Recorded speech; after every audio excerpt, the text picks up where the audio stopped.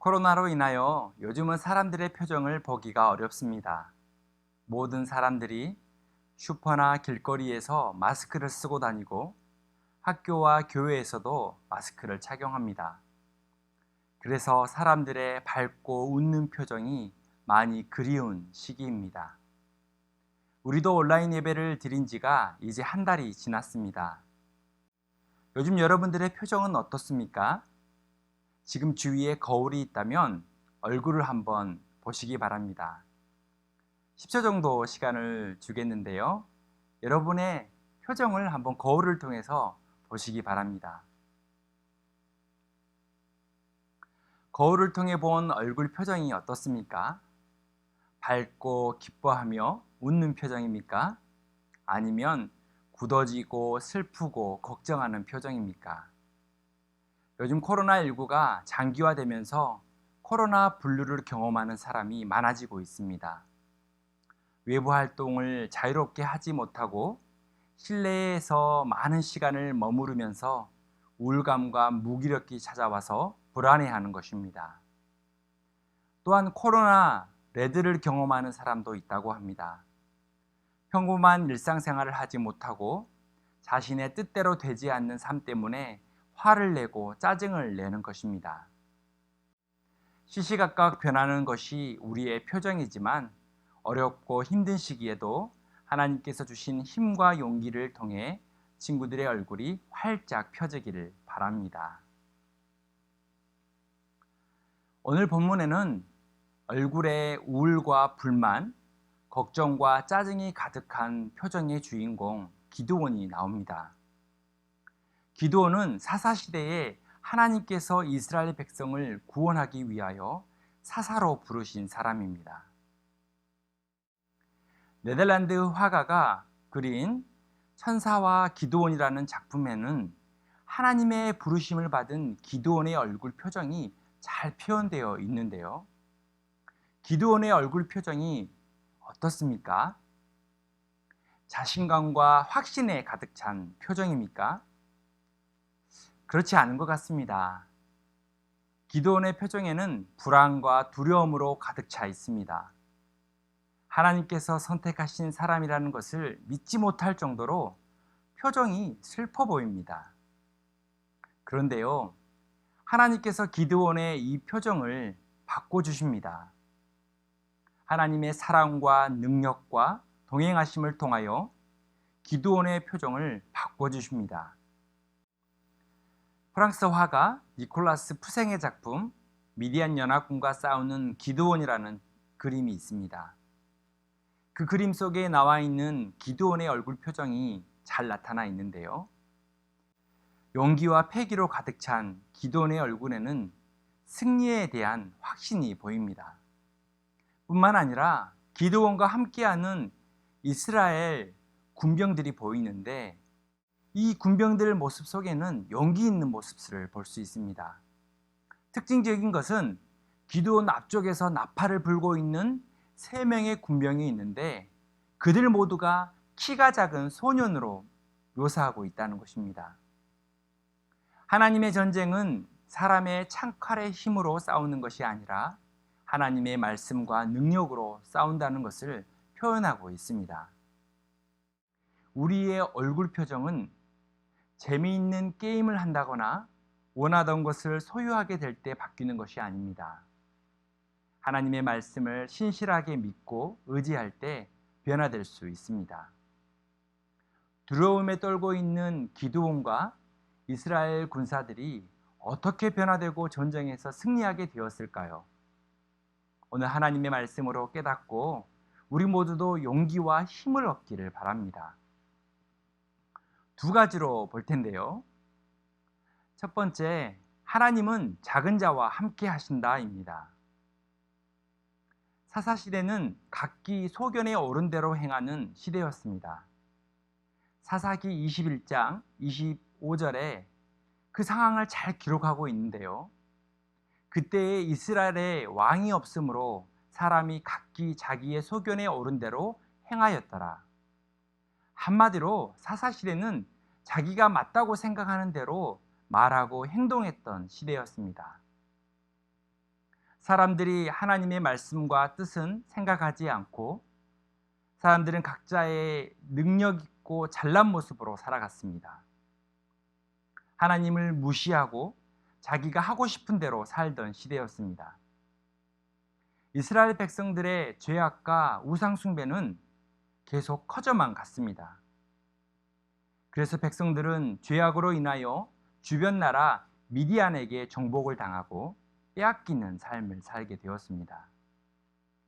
이제 이스라엘 백성들은 다시 하나님께 부르짖으며 구원해 주시길 간절히 기도했습니다.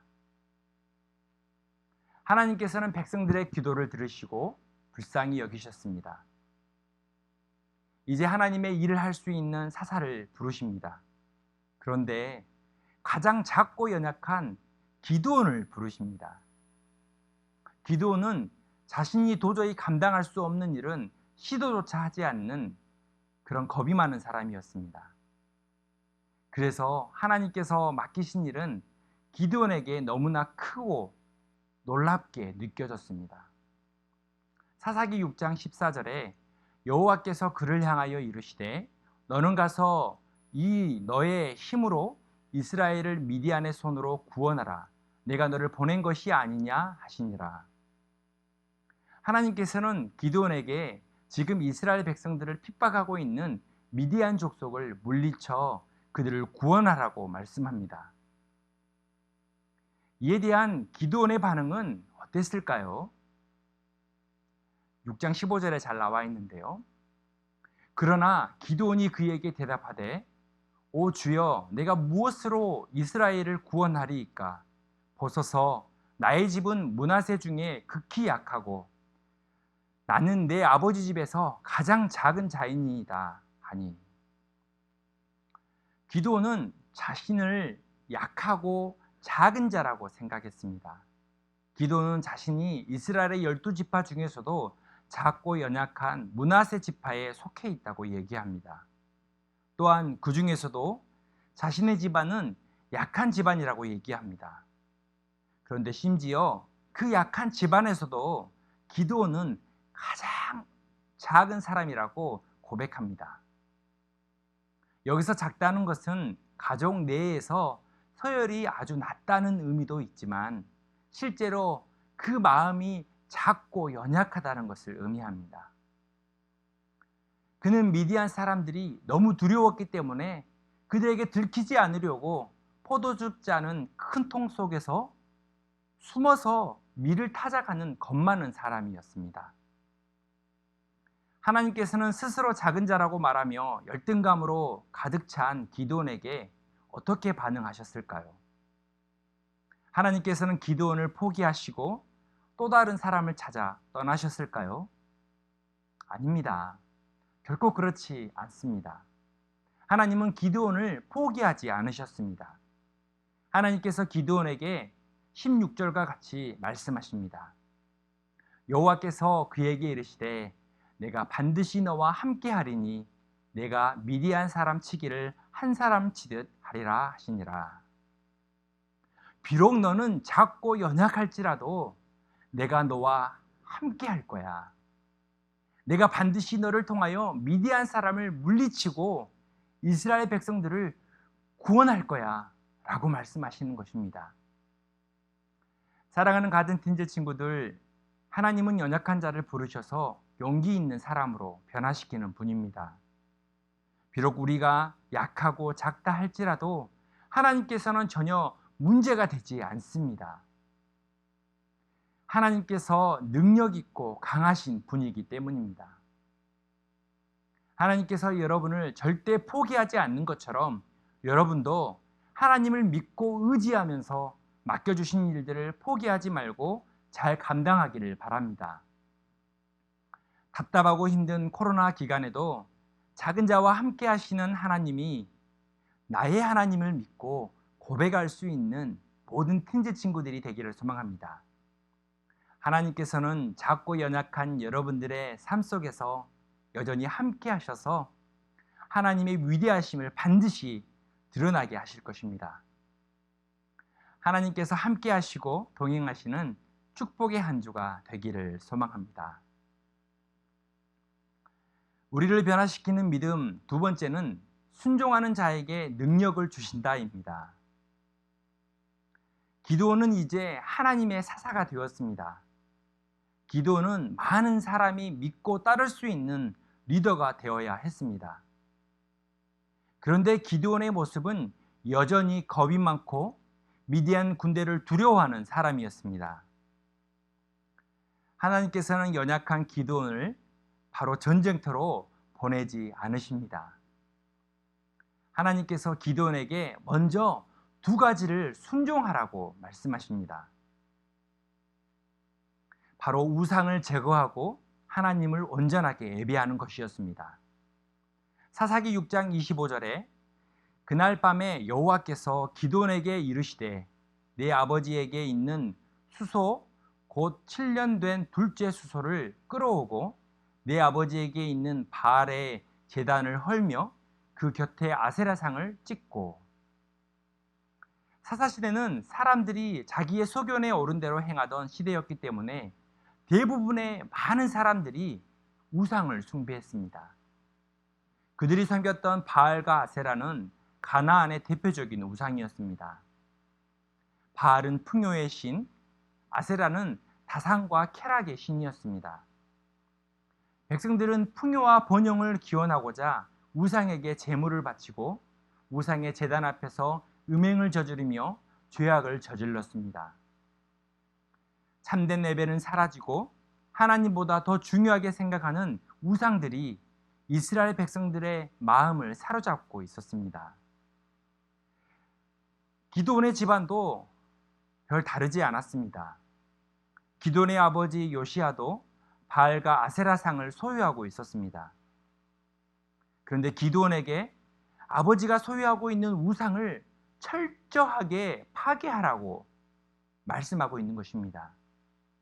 뿐만 아니라 7년 된 숫소를 가져와서 제단을 쌓고 우상이 아닌 살아계신 하나님께 예배하라고 말씀합니다. 6장 26절에 또 이 산성 꼭대기에 내 하나님 여호와를 위하여 규례대로 한 제단을 쌓고 그 둘째 수소를 잡아 내가 찍은 아세라 나무로 번제를 드릴지니라 하시니라. 하나님께서는 기드온이 찍은 아세라상 나무로 제단을 쌓고 번제를 드리라고 말씀하십니다. 기드온이 하나님의 능력의 사람이 되기 위해서는 가장 먼저 주변의 모든 죄악과 우상들을 제거하고 온전한 예배를 회복해야만 했습니다. 기드온은 두렵고 떨렸지만 하나님의 말씀에 마침내 순종합니다. 6장 27절에 이에 기드온이 종 10사람을 데리고 여호와께서 그에게 말씀하신 대로 행하되 그의 아버지 가문과 그 성읍 사람들을 두려워함으로 이 일을 감히 낮에 행하지 못하고 밤에 행하니라. 기드온은 사실 가족과 성읍 사람들이 두려웠습니다. 그래서 당당하게 낮에 행하지 못하고 한밤중에 몰래 우상을 제거했습니다. 파괴한 것입니다. 또한 낮에 우상을 제거하는 것은 매우 위험하고 싸움을 각오해야 했기 때문에 완전히 우상을 제거하지 못할 수도 있습니다. 그래서 기드온은 밤을 선택한 것입니다. 기드온은 10명의 종들과 함께 하나님의 말씀에 온전히 순종했습니다. 하나님은 순종의 사람 기드온에게 점점 담대한 마음을 주시고 그 누구도 두려워하지 않는 강한 마음을 주셨습니다. 그리고 마침내 기드온의 300 용사와 함께 미디안의 군대와 싸워서 승리하게 됩니다. 사랑하는 가든텐즈 친구들, 하나님의 큰 능력은 나의 작은 순종에서부터 시작합니다. 당장 내가 사용하는 공간과 시간도 하나님의 말씀에 순종하지 못하는데 큰 능력으로 위대한 일을 할 수 있다는 것은 불가능합니다. 거룩하신 하나님의 능력을 받기 위해서는 나에게 가까운 죄악과 우상을 먼저 제거해야 합니다. 우상은 하나님보다 더 크게 우리의 마음과 생각에 영향을 미치는 것입니다. 여러분에게 우상은 돈, 성, 외모, 지식, 게임들이 우상이 될 수 있습니다. 이 모든 것들이 나의 삶에서 하나님보다 더 우선순위에 있지 않도록 우리는 하나님을 온전하게 예배할 수 있어야 합니다. 세상에서 제일 능력 있는 사람은 돈 많고 권력 있는 사람이 아닙니다. 제일 능력 있는 사람은 바로 깨끗한 사람입니다. 하나님의 말씀에 순종할 수 있고 그 순종으로 자신을 거룩하게 만들 수 있는 사람, 계속해서 하나님의 능력을 입을 수 있게 됩니다. 항상 거룩하면서 하나님의 능력이 나타난다는 것을 우리 모두가 기억하고 하나님의 말씀에 순종하며 나아가는 모든 가든 친구들이 되길 바랍니다. 이번 한 주도 하나님께 여러분의 삶을 온전히 맡기고 의지할 때에 밝고 깨끗한 표정으로 살아가는 축복의 친구들이 되기를 바랍니다. 우리 다 함께 기도 제목 가지고 1분 동안 기도할까요? 첫 번째, 작고 연약한 자와 함께 하시는 하나님과 함께 용기 있게 주어진 삶을 잘 감당하게 하소서. 말씀에 순종하여 주변의 우상을 제거하고 하나님을 예배하는 삶으로 능력을 받게 하옵소서. 코로나 기간 세상의 우상들이 제거되게 하시고 나라마다 온전한 예배가 회복되게 하옵소서.